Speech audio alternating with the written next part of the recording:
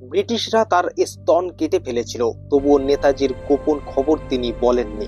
ইনি ছিলেন নীরা আর্য, আজাদ হিন্দ ফৌজের ঝাঁসি রানী বাহিনীর প্রথম সারির যোদ্ধা, ভারতের প্রথম নারী গুপ্তচর।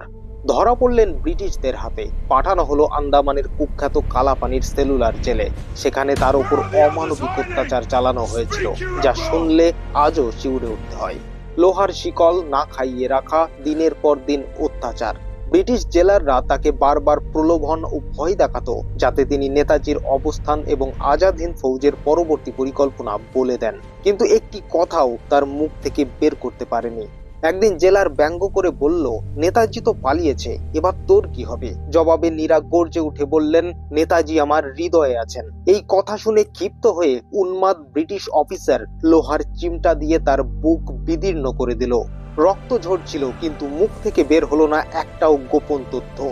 জানেন, দেশের জন্য তিনি নিজের ব্রিটিশ অফিসার স্বামীকেও হত্যা করেছিলেন, অথচ স্বাধীনতার পর ফুল বিক্রি করে দিন কাটিয়েছেন তিনি, যার জন্য দেশ স্বাধীন, ইতিহাসে তার নামটাই নেই।